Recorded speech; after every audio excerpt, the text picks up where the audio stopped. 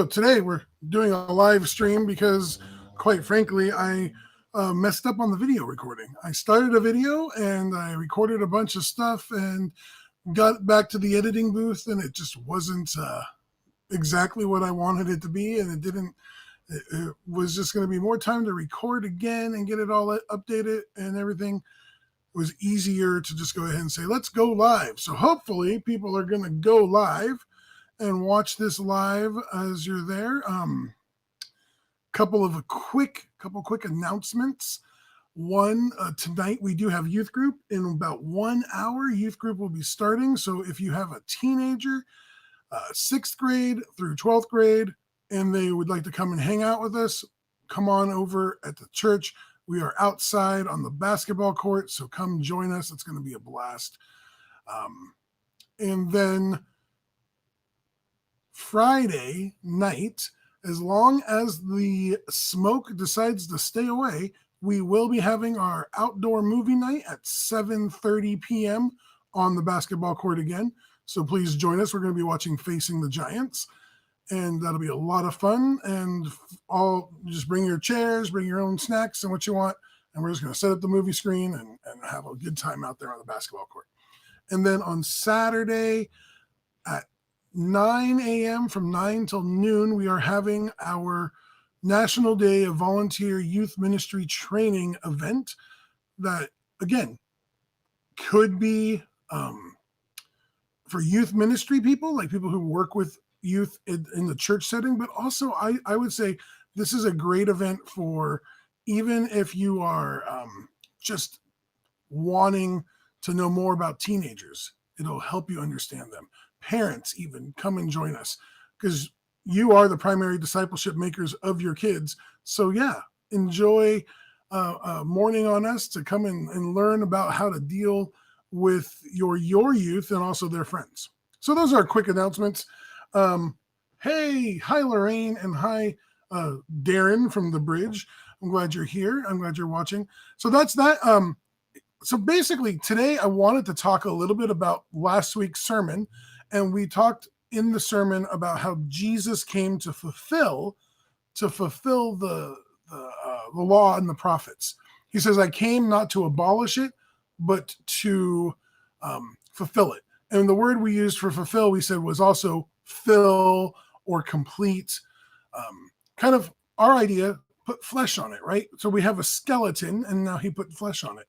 So the thought was, well, if that's the case, then why are there people today, there are some Christians today, who really want to divorce Jesus from the Old Testament? Or, it's not just today. It kind of goes back. There's a guy named Marcion who was one of the early church fathers, 144 AD, and he came up with this idea that God was two different gods. There was a God of the Old Testament and a God of the New Testament. And the Old Testament God was about creation and wrath, and the New Testament God was about forgiveness and redemption. And so those two ideas, really, he divorced the two gods from each other, and he just said that these are two different gods, and Jesus reveals to us this new telling of God. Of course, he, in 144, was excommunicated from the church and deemed a heretic. However, today we still have people who want to say that the Old Testament is the Old Testament. But in all honesty, we have to agree that Jesus, if we're going to be a true Christian, we have to say that Jesus has been around from the beginning and is still around till the end. All the way back to Genesis, all the way through the Bible, all the way to Revelation, Jesus is Genesis through Revelation personified. He is the whole Bible.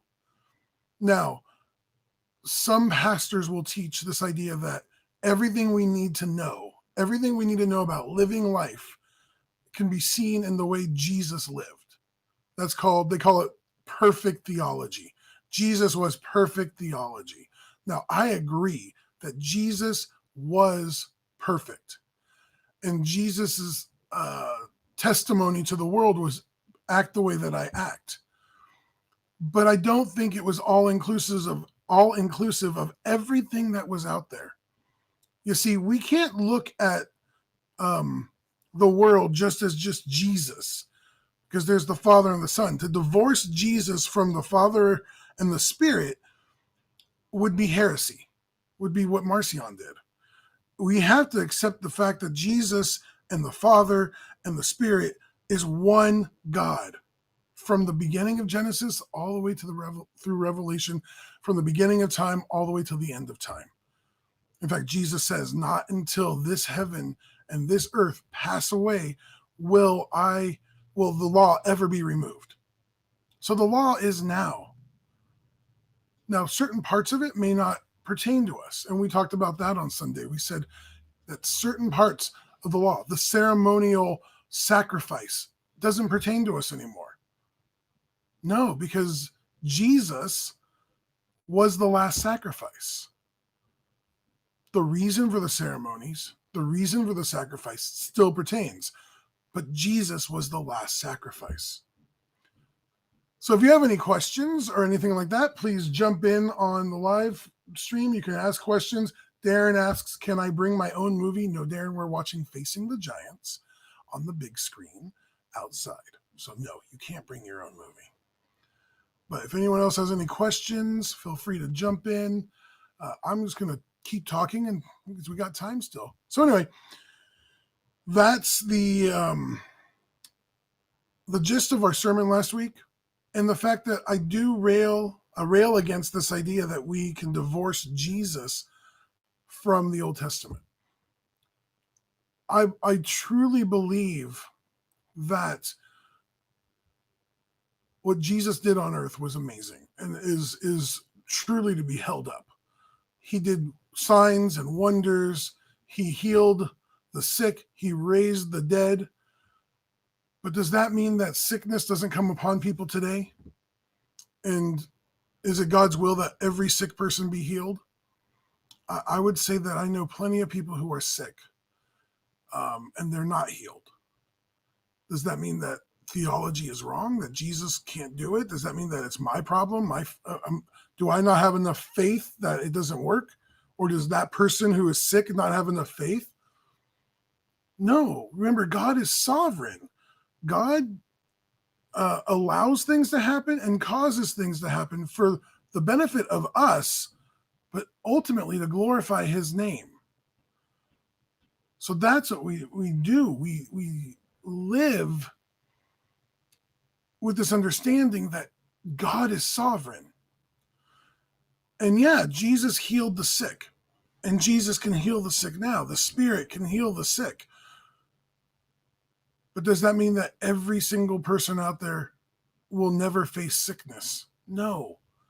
No, the Bible shows us throughout history that there's times where things happen for reasons that are beyond our understanding, but are totally within God's realm of sovereignty.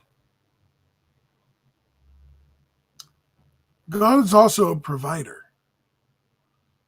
So while God does, yes, he is sovereign, he also provides ways for us to get out. And that's what he did with Jesus. He knew at the very beginning when he created man, even before then, he knew that man would sin. And therefore he created a way within himself to heal that relationship. You and we're both sinners. We're both, at the core, sinful people. Left to our own devices, we will choose sin every time. But that's why God doesn't want to leave us to our own devices. The Spirit comes and dwells within us and lives within us, and then guides us and leads us to a new place. If you've never had a chance to accept the Lord, or you've walked away from your faith, God's just there, right there, waiting for you to come back to him. All you have to do is admit that you're a sinner, that left to your own devices, you'll make bad choices. And then believe that Christ died on the cross for you. And then publicly confess your faith. So that's what you got to do. I'm thinking there's any other questions. I don't see any other questions. So I'm going to sign off soon. But I just wanted to say thank you for this day, for you tuning in and listening to this video. Thank you for this time that you've shared with me, whether it was live or you're watching it later. I know this is a little longer than normal, but I wanted to spend some time with you. So until next time, I just want to say God bless, and I'll see you soon.